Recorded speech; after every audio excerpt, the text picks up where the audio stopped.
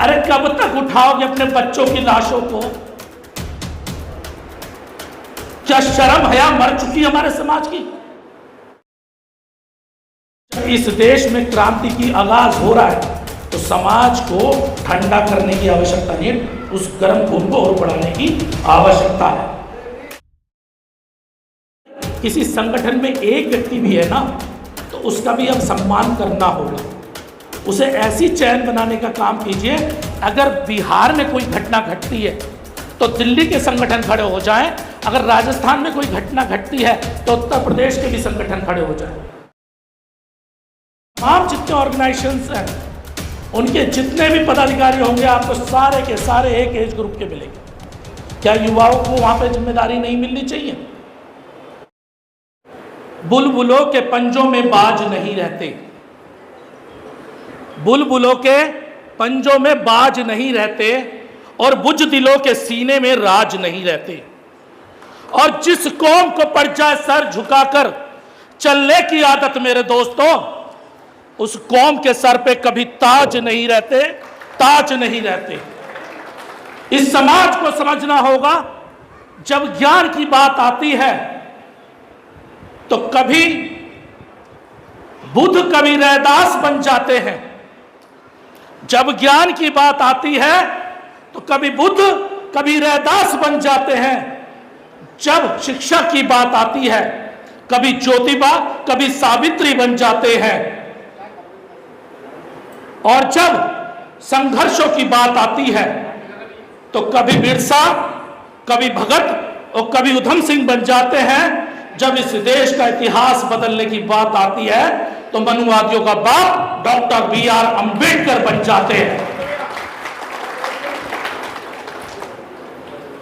और याद रखिएगा, झुके हुए कंधों से हम लोग संघर्ष करने की बात कर रहे हैं, झुके हुए कंधों से संघर्ष करने की बात कर रहे हैं। मैं कुछ चीजों पे आना चाहता था, धीरे धीरे थोड़ा करूंगा, थोड़ा समय चाहूंगा जरूर आपके माध्यम से। समाज में हम लोग अपने बच्चों की लाशों को कंधे पे उठा रहे हैं, दर्द नहीं हो रहा? अपनी बेटी की इज्जत को सरे राह नीलाम होते हुए देख रहे, दर्द नहीं हो रहा? एक मां पूरी 9 महीने अपने बच्चे को पालती है, लेकिन जब उसी समाज के बच्चे, यानी वो मां अपने बच्चे को खोती है, हम सिर्फ थोड़ी देर के लिए संवेदना प्रकट करने तो जाते हैं अपने समाज के बच्चों को, लेकिन उसे न्याय दिलाने के लिए कभी खड़े नहीं होते। क्या दुख नहीं होता? एक बाप पूरी जिंदगी अपने बच्चे को अपने कंधे पे लेके चलने की कोशिश करता है, लेकिन उस बच्चे की लाश हमें इसलिए उठानी पड़ती है क्योंकि इस देश में जातिगत शोषण हमारे समाज का बार बार होता है, जिसमें हमें अपने बच्चों की लाशों को उठाना पड़ता है। और हम फिर चुप हो जाते हैं, हम इंतजार करते हैं कब, आज तो दूसरे का मरा, कल मेरा कब मरेगा, तब आऊंगा। कहना बहुत चाहता हूं, लेकिन कई बातें ऐसी होती हैं कि कहीं मेरे अपनों को बुरा ना लग जाए। अरे कब तक उठाओगे अपने बच्चों की लाशों को? क्या शर्म हया मर चुकी हमारे समाज की? जमीर मर चुका है? यह सवाल आपसे करने आया हूं। देखिए, राजनीतिक लड़ाइयां हो सकती है हमारी, लेकिन हमारी सामाजिक लड़ाई आपस में एक दूसरे के साथ नहीं होनी चाहिए। राजनीतिक द्वेष भावना में हमें अपने परिवार को तोड़ना नहीं चाहिए। हम क्या करते हैं, राजनीति के कारण अपने ही समाज के लोगों को गरियाने में लग जाते हैं। आज मैं यहां पहुंचा हूं तो कहीं ना कहीं सामाजिक संगठनों की भी देन रही। अगर मैं बामसेफ का कैडर नहीं पढ़ता तो अपने इतिहास को नहीं जान पाता। अगर मैं सामाजिक संगठनों के साथ खड़ा नहीं होता तो इस लड़ाई में कभी आगे आमने सामने की लड़ाई नहीं लड़ पाता। हम डरते हैं, हम ये कहते हैं बार बार मंचों से कि नेता मंच से पैदा होता है। मूर्ख हैं वो लोग, क्योंकि नेता जमीन से पैदा होता है, आपके बीच में से पैदा होता है। कहते हैं भगत सिंह पैदा हो रहे हैं, लेकिन किसके घर में पैदा हो रहे हैं? अमीरों के घर में। और जो संघर्ष जमीन पे करने वाले लोग हैं, आप जैसे लोग, उन्हें क्या कहा जाता? दड़ियां बिछाओ, झंडे उठाओ बस, लेकिन अपने समाज की आवाज मत उठाओ। भीड़ का हिस्सा बनो, लेकिन इस समाज का नेतृत्व मत लो। आज तमाम जितने ऑर्गेनाइजेशंस हैं, उनके जितने भी पदाधिकारी होंगे, आपको सारे के सारे एक एज ग्रुप के मिलेंगे। क्या युवाओं को वहां पे जिम्मेदारी नहीं मिलनी चाहिए? मैं बार बार कहता हूं, क्यों नहीं युवाओं को जिम्मेदारी दी जाती? लाठी वो खाएगा, डंडे गोलियां वो खाएगा,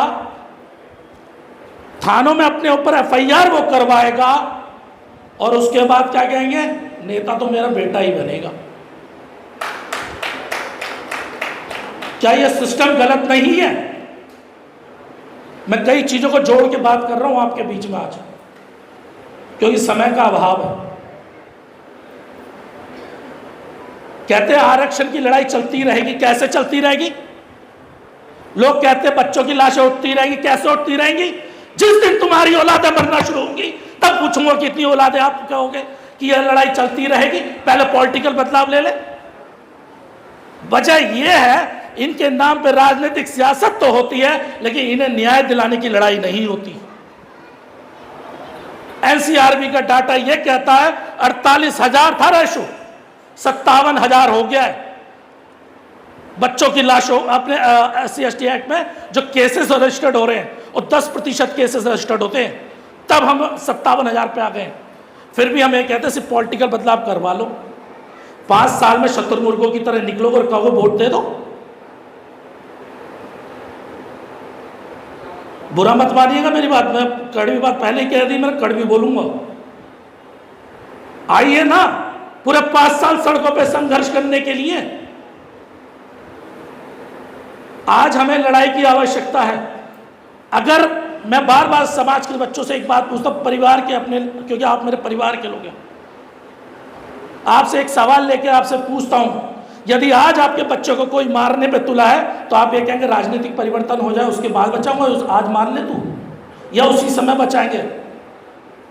उस बंदे की वहीं टैटरी दबाएंगे और वहीं पे मार देंगे, क्योंकि पहले आप अपने बच्चे को बचाएंगे, बाद में केस को देखेंगे। लेकिन हमने क्या कर लिया है राजनीतिक मंचों से? आधा 1 घंटा भाषण देंगे हम लोग, घंटों जमीन पर कुछ करना नहीं है हम लोगों ने, आरोप लगाएंगे बड़ी जल्दी। लड़ाई बार बार कह रहा हूं व्यवस्था परिवर्तन की है, लेकिन उसके साथ सामाजिक आंदोलन की भी जरूरी है। जो लोग ये कहते हैं सामाजिक आंदोलन से बड़े राजनीतिक आंदोलन है, तो कहता हूं मूर्ख लोग हैं, कि बिना सामाजिक आंदोलन के कभी भी राजनीतिक आंदोलन बन नहीं सकता। और हम लोग बार बार यही कहते रहते हैं, हम लोग कहते हैं जब भी मंचों पे बात करते हैं, मैं एक लड़ाई लड़ रहा हूँ, ये तो एक अलग मामला हो सकता है, क्योंकि आजकल कहीं ना कहीं पूंजीपति संगठनों ने, हमारे ही समाज के पूंजीपति संगठनों ने सामाजिक आंदोलनों पे कब्जा भी कर लिया, जो हकीकत है।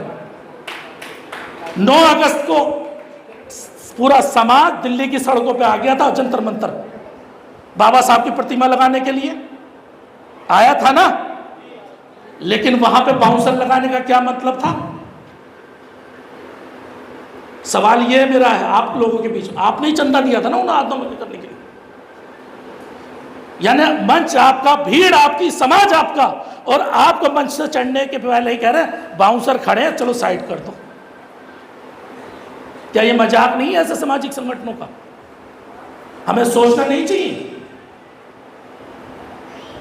जब लड़ाई, बार बार ये बात कहते हैं, ये हाथ में 5 उंगलियां हैं और पांचों की पांचों अलग अलग बराबर के साइज में, लेकिन बिना, अगर आप सोचें 1 उंगली से काम कर लेगा तो कोई भी तोड़ देगा, और जब मुट्ठी बन जाएगी तो किसी की औकात है कोई उखाड़ के देखे? लेकिन हम देखते क्या है, हमारे अपने ही सामाजिक संगठन, हमारे अपने सामाजिक संगठन वो हमें तोड़ने का काम करते हैं, बना लेते हैं महासंघ, बहुत सारे लोग हैं, जो व्यक्ति अपने मोहल्ले का चुनाव नहीं जीत सकता, अपनी गली का चुनाव नहीं जीत सकता, वो राष्ट्रीय अध्यक्ष बन के आ जाता है आपके बीच में। क्या ऐसे संगठनों से हमें बचने की आवश्यकता नहीं है? क्यों नहीं पूछते? जब हम सामाजिक लड़ाई लड़ रहे होते हैं, जब अपने ऊपर एफआईआर करा रहे होते हैं, थानों में अपना पैर तुड़वा रहे होते हैं, उस समय सामाजिक संगठन कहां गायब हो जाते हैं? उनके बच्चे कहां जाते हैं? ये सवाल हम लोग क्यों नहीं पूछते अपने उन संगठनों से? मैंने पढ़ा, एक पूरा मैटर देखा मैंने, बहुजन स्वाभिमान संघ ने, इन्होंने हर संगठन को आर्थिक सहायता करी, हर आंदोलन में इन्होंने आर्थिक सहयोग किया। किसी को 5,000 किया, किसी को 17,000 किया, किसी को 3,000 किया, किसी को 5-5 हज़ार की 2 वो करके इस तरीके से पैसा दिया।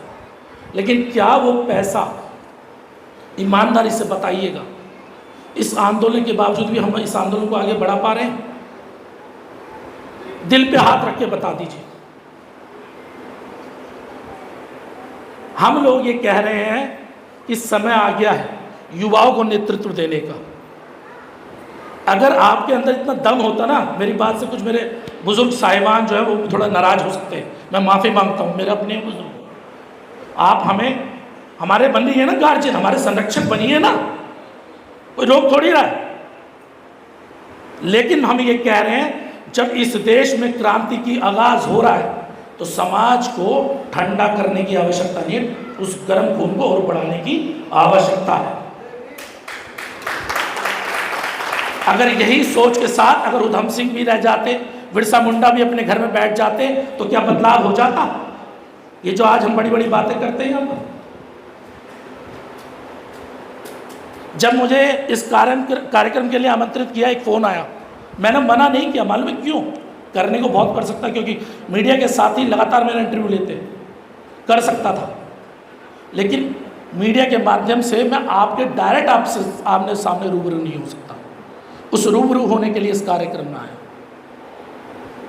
आपके आगे एक आंदोलन की भी बात हम लोग करना चाहते हैं। रिजर्वेशन का जो मामला चला, हमारे दिल्ली के तमाम बुद्धिजीवी संगठनों ने कहा कि हम लोग तटस्थ रहेंगे, अमीरों को तो जरूरत नहीं है आरक्षण की, सीधी सी बात है, उनके बच्चे तो विदेशों में पढ़ रहे हैं। लेकिन जो गरीबों के बच्चे हैं, जो हमारे समाज के जो बच्चे हैं, जिनकी आर्थिक स्थिति कमजोर है, क्या उन्हें आरक्षण की जरूरत नहीं है? वो कहते हैं हमारे पूंजीपति संगठन, हम तटस्थ रहेंगे, हम निकलेंगे नहीं। क्यों भाई? तुम आरक्षण नहीं लोगे, लेकिन इस समाज के जो गरीब बच्चे हैं, जो हमारे बहुजन समाज का जो पूरा समाज है, उसे तो आरक्षण चाहिए ना। आप नहीं निकलोगे। इस बच्चों में, इस देश में बच्चों की लाशें निकलती रहेंगी, उठती रहेंगी, हम अपने कंधों पर उठाएंगे और आप नहीं निकलोगे। क्योंकि हमने तो आपको अपना रहबर माना है ना, अपने बुजुर्गों का रहबर माना है हमने। मेरी 3 बेटियां हैं और मैं हमेशा जिक्र करता हूँ, डर लगता है मुझे भी। बाप कितना भी मजबूत हो जाए, लेकिन एक टाइम पर डरता भी है, क्योंकि इस रास्ते में निकलते हुए वही मानसिकता के लोग सड़कों पे निकल रहे हैं। जब मूंछ रखने तक पे हमारे बच्चों को मार दिया जाता, हमारा ज़मीर नहीं जगता। जब सवर्णों की जमीन पर निकल जाने पे हमारे बच्चों को मार दिया जाता, हमारा ज़मीर नहीं जगता। इतने कमजोर हो गए हम। भाषणों में बाबा साहब को याद करेंगे, बुद्ध की बात करेंगे, लेकिन समाज के बच्चों को न्याय दिलाने की बात नहीं करेंगे।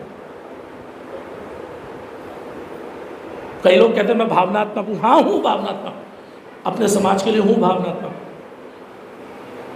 और ज़रूरत है भावनात्मक होने की। कभी सुना सवर्ण की बेटी के साथ बलात्कार आ जाए, पूरा देश खड़ा हो जाता है, वो देश की बेटी बनती है। कभी किसी दलित की बेटी के साथ क्या देश की बेटी बनती है? हो जाए तो कौन लड़ेगा? सिर्फ ताली बजाएंगे हम यहाँ के। मैं भी बजा लेता हूँ आपकी तरह। क्या न्याय मिल गया मेरे बच्चों को, मेरी बेटियों को, मेरी बहनों को, मेरी माँ को, मेरे पिताओं को, जिस कोख से वो बच्चों को जन्म देती है, उनकी लाशें जब उठती हैं, क्या दर्द, उस दर्द को एहसास करते हो आप लोग?